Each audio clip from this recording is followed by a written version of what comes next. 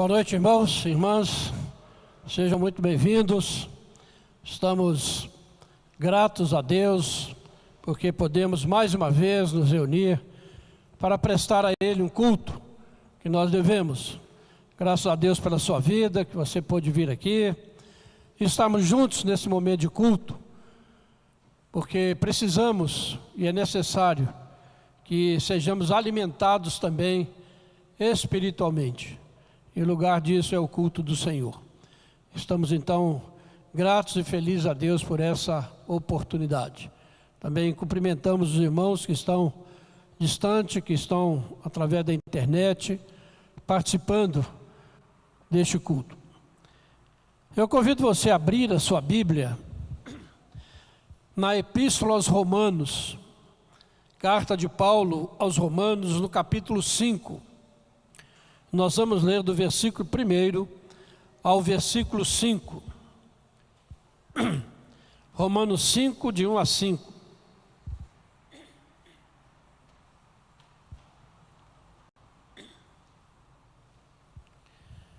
Diz assim a palavra de Deus: justificados, pois, mediante a fé, temos paz com Deus, por meio de nosso Senhor Jesus Cristo, por intermédio de quem obtivemos igualmente acesso, pela fé, a esta graça na qual estamos firmes e gloriamo-nos na esperança da glória de Deus.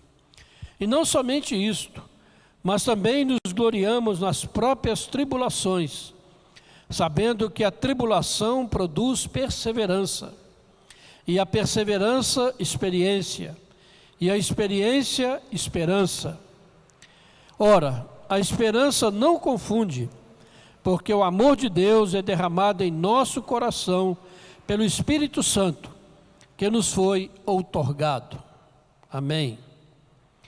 Senhor, a Tua palavra está diante de nós, e pedimos que o Senhor fale agora ao nosso coração, e essa palavra prospere na vida do Teu povo, segundo o Teu propósito, já determinado por Ti, e para a glória do Teu nome.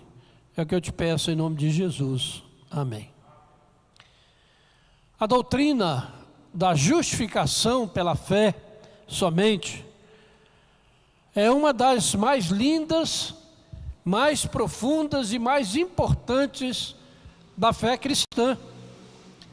Sola gratia, é o brado da reforma, que continua ecoando através dos séculos. Somente pela fé é o pecador justificado diante de Deus.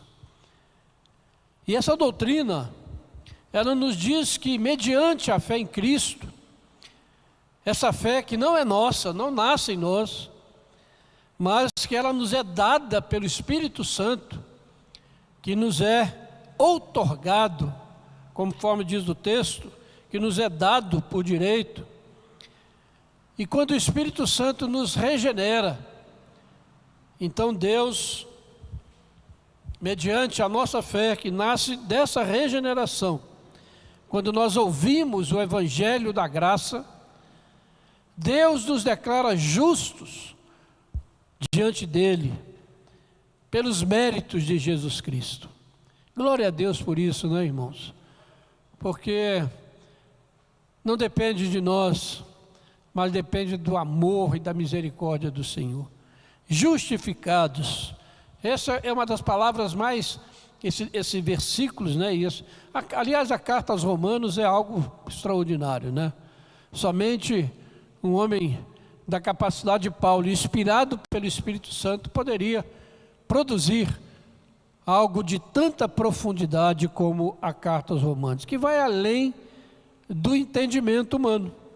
E esse texto que nós lemos, ele é maravilhoso, né? Só essa declaração de que nós somos justificados mediante a fé e temos paz com Deus, já seria suficiente. Porque essa justificação, ela acontece exclusivamente pelo amor de Deus por nós, e em Jesus Cristo. E essa justificação, ela nos livra da ira vindoura, dessa ira que Romanos 1,18 essa ira divina que se revela do céu contra toda a impiedade e perversão dos homens, aqueles que detêm a verdade pela falta de retidão diante de Deus. Somos justificados, livres.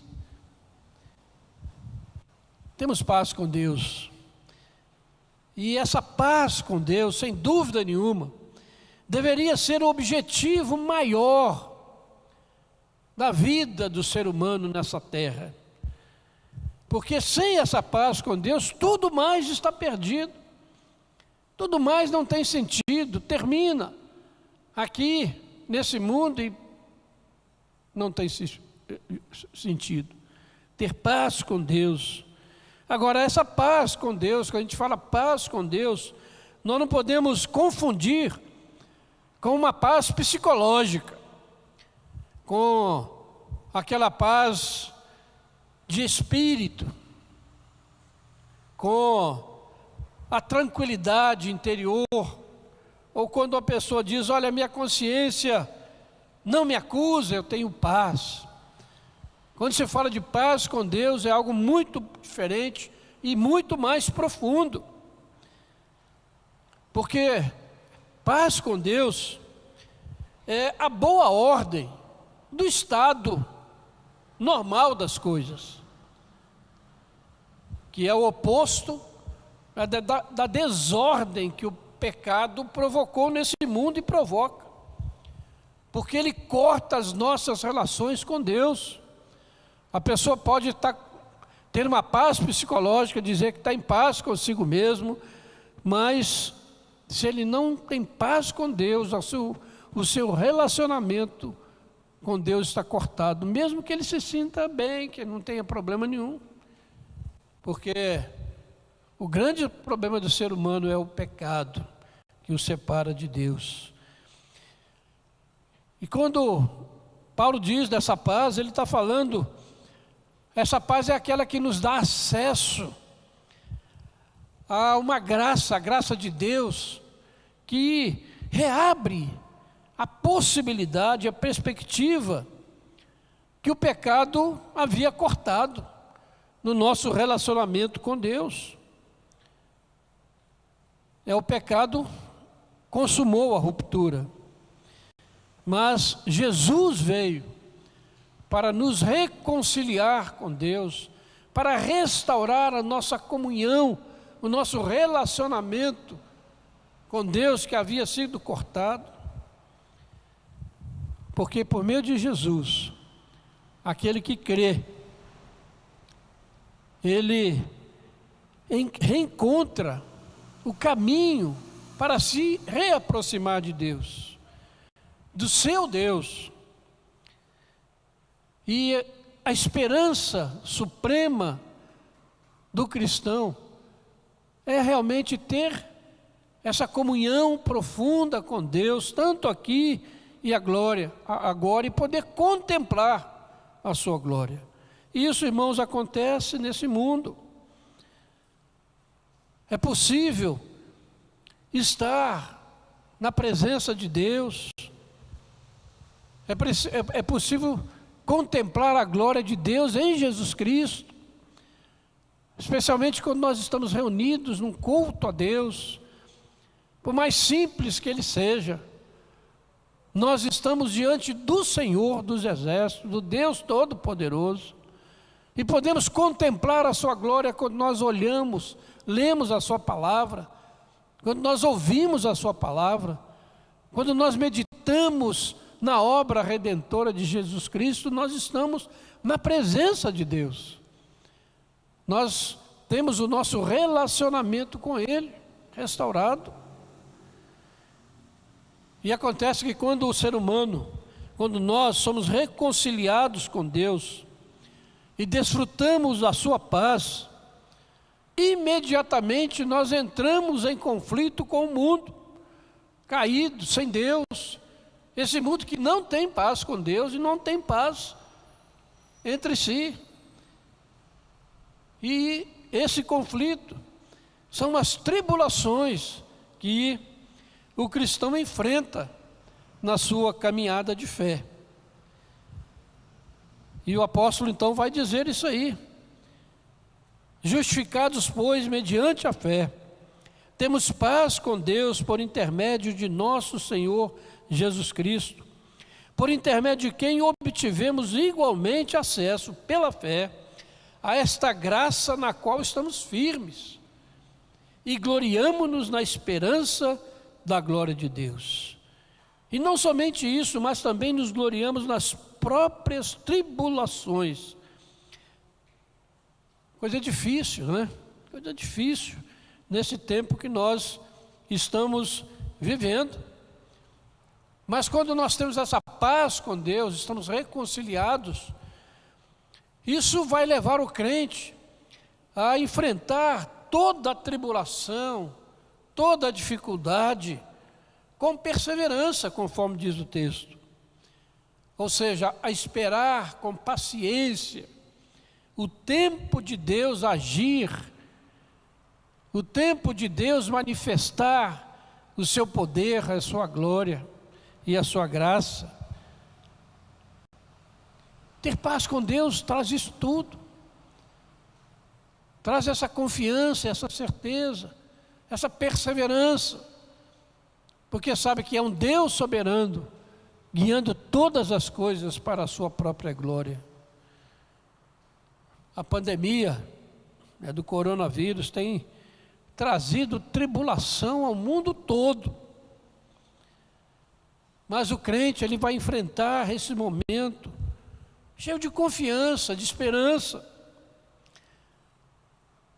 esperando o tempo de Deus, o kairos de Deus, o tempo que Deus age para mudar todas as coisas, segundo o seu propósito. Nada está acontecendo por acaso, nada fugiu do controle de Deus. O Senhor continua assentado no alto e sublime trono, governando todas as coisas para a sua honra e para a sua glória. E quando nós cremos e temos paz com Ele, nós esperamos, sabendo que Ele tem um tempo de agir, para que o ser humano se arrependa do seu pecado. Paulo então vai dizer que a tribulação, ela produz perseverança, produz esse esperar com paciência. E quando nós agimos assim, quando nós perseveramos, diz que isso gera experiência. E a palavra aqui significa que vai gerar um caráter aprovado diante de Deus. Então a perseverança do crente, a confiança do crente na soberania de Deus, na palavra, a confiança dele naquilo que está revelado na palavra, vai produzir nele um caráter aprovado por Deus. Alguém que vai realmente agradar a Deus com a sua vida. E o texto vai dizer então que esse caráter aprovado vai produzir esperança. Vai produzir esperança. E a gente se lembra, quando fala de esperança, de 1 Pedro, capítulo 1, verso 3 em diante, quando Pedro diz que nós somos regenerados por meio de Jesus para uma viva esperança. Uma esperança que não morre, uma esperança que está viva e há de se completar inteiramente na volta de Jesus Cristo. No versículo 5, que a gente quer enfatizar, ele vai dizer então que a esperança, essa esperança que vem da perseverança, do caráter aprovado, ela não confunde, ela não confunde, ela não deixa a pessoa envergonhada, que é o sentido desse texto, porque ele crê numa obra real que foi realizada por Jesus Cristo na cruz do Calvário. E ele não confunde, essa esperança não frustra, porque ele diz que ela é trazida ao coração pelo Espírito Santo, Espírito Santo que nos foi outorgado. significa que nos foi dado por direito. Não porque tivéssemos algum direito, mas porque Jesus Cristo conquistou esse direito. Então o Espírito Santo nos é outorgado àqueles que creem. É derramado na vida daqueles que recebem Cristo Jesus como Senhor e Salvador da sua vida. E esse Espírito então, ele derrama no nosso coração o amor de Deus. O amor de Deus é derramado no coração daquele que encontra paz. E esse amor então vai comandar, dirigir a vida do cristão. Que coisa maravilhosa, irmãos. Como eu disse no início, né? Como o apóstolo Paulo consegue escrever algo tão profundo, tão extraordinário, né, se não fosse pela inspiração do Espírito Santo. E quando, irmãos, quando Deus fala conosco na sua palavra, Ele está ao mesmo tempo agindo dentro de nós. O Espírito Santo está aplicando essa palavra ao nosso coração, ao nosso foro mais íntimo. Porque a palavra da promessa de Deus, ela produz em nós essa esperança, pela presença do Espírito Santo no nosso coração. São coisas grandiosas, irmãos. São revelações que vão além da nossa compreensão. Não nasceu na cabeça de alguém. Não foi, Deus me revelou. Não. Está revelado aqui na palavra, inerrante, infalível, eterna. É Deus falando, Deus revelando o que nós somos. E quando Ele diz, né, que nós temos paz com Deus, porque fomos justificados pela fé na obra de Jesus Cristo. Glória a Deus por isso. E esse texto me chamou muita atenção, né, quando eu li um artigo do presbítero Rubem Amorese. Ele é presbítero na Igreja Presbiteriana do Planalto, em Brasília. Ele foi durante muitos anos assessor parlamentar no Senado Federal. E ele é presbítero lá, e ele escreve no jornal, na revista Ultimato. E o artigo dele é sempre na última página da revista. Chama-se Ponto Final. E eu quero então compartilhar com os irmãos, né, aquilo que ele escreveu, que acho que é muito dentro disso que nós lemos, desse texto de Romanos. Ele vai realmente falar sobre esse texto. É uma esperança que não confunde.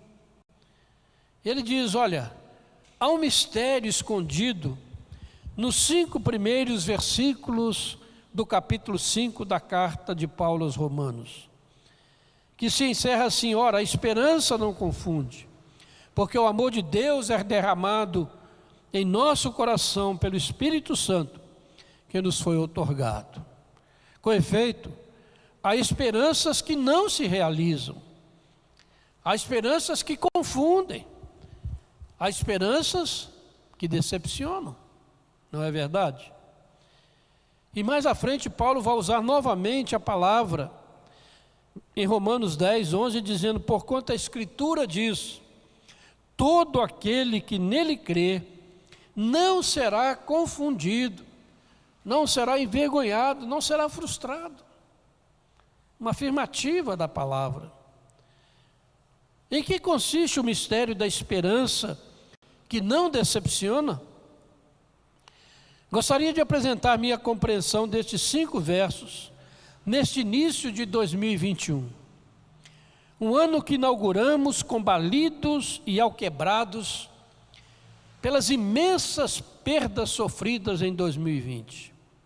O ano em que a peste assolou o mundo, que ainda não terminou de contar os seus mortos. Como não decepciona se perdi gente querida, por quem tanto supliquei ao Senhor? Se estou aqui entubado, em situação crítica, o nosso texto nos apresenta uma progressão: fé, justificação, paz com Deus, alegria, mesmo na tribulação, perseverança, experiência e esperança. E culmina por nos dizer que a esperança resultante desse processo não nos decepcionará. Esse mesmo mistério nos aparece sutilmente no Salmo 23. Ainda que eu ande pelo vale da sombra da morte, não temerei mal nenhum, porque tu estás comigo. Salmo 23, 4. Aqui está, sua presença no vale. Dito de outra forma, Deus presente na minha dor. Um não exclui o outro. Mas como? Mares tranquilos não formam bons marinheiros, diz o ditado. Conquanto verdadeiro, ele só fala da experiência de Romanos 5. Alguém que é forjado na luta pode sim tornar-se uma pessoa experiente, resistente, enfim, um bom marinheiro. Mas isso quererá dizer que suas esperanças não o decepcionarão? Será garantia de que ele nunca irá naufragar? Para mim, a chave do mistério está no amor de Deus, que é derramado em nosso coração pelo Espírito Santo. Paulo está falando de entrar no vale, na UTI, com o conforto da certeza do amor de Deus, a guardar o nosso coração. Está falando da outorga de Pentecoste, da igreja, de uma comunidade construída e mantida pelo amor, para revelar seu amor, até para ser a mão de Deus que segura a minha mão.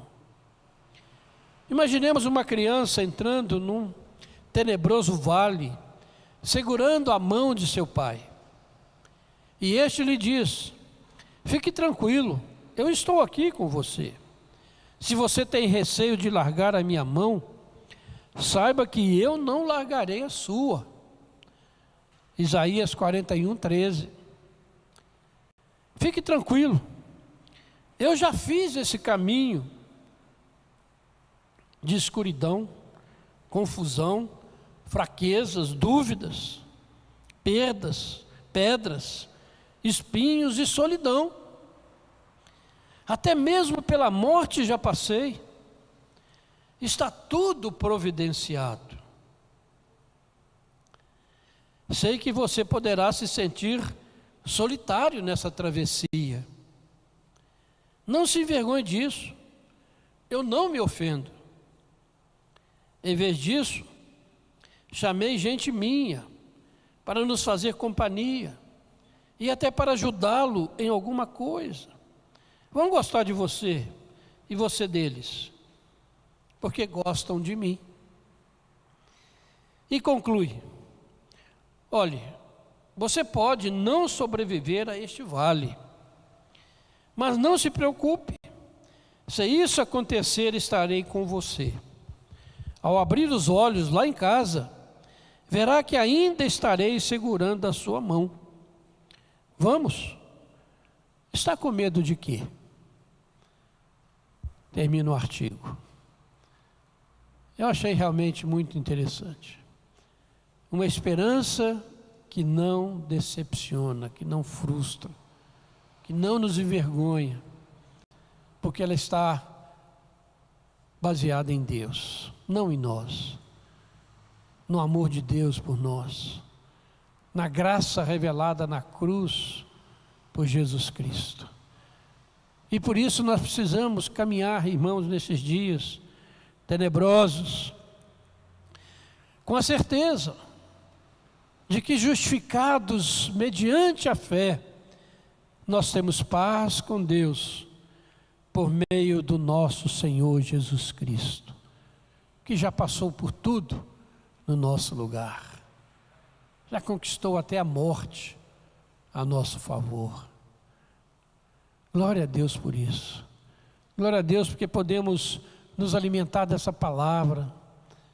Podemos ter o nosso coração aquecido, a nossa esperança renovada, a nossa certeza do amor de Deus, porque Ele é derramado abundantemente no nosso coração, pelo Espírito Santo, que nos foi dado, é nosso. Que coisa maravilhosa. Vale a pena caminhar nesse caminho, no meio de todas as lutas, de todas as dificuldades do tempo presente. Mas Paulo diz que as dificuldades e lutas do tempo presente não são para ser comparadas com a glória que há de ser revelada em nós, em Jesus Cristo. Glória a Deus por isso, irmãos. Que Deus nos ajude nessa caminhada, que possamos perseverar dia a dia, confiados no amor de Deus, confiados que Ele não nos abandona, que Ele está conosco todos os dias, até a volta de Jesus. Que Deus nos abençoe. Amém. Vamos orar? Senhor Deus, nosso Pai, muito obrigado, Senhor, pela Tua palavra, porque a Tua palavra é viva, é poderosa, ela fala o nosso coração, ela edifica a nossa vida, ela nos exorta, ela nos consola, ela nos desafia, Pai. E eu te agradeço nessa noite, ó Deus, porque o Senhor falou conosco nessa palavra, e nós nos alegramos, ó Pai, por ouvir essa boa nova, de que que somos justificados mediante a fé em Jesus Cristo. Não temos dívida contigo, mas tudo foi pago por Jesus Cristo. Obrigado, Senhor, pela vida de cada irmão, cada irmã aqui presente. Ó Deus, que participou deste culto, que está participando, e que recebeu essa palavra nessa noite, que já cantou os cânticos que nós cantamos. Quão grande és tu, ó Pai. Quão grande és tu, Pai. Muito obrigado, Pai, porque tu és esse Deus tão grandioso que cuida de nós. Nós, ó Pai, te louvamos e te bendizemos. No nome de Jesus. Amém, Senhor. Amém.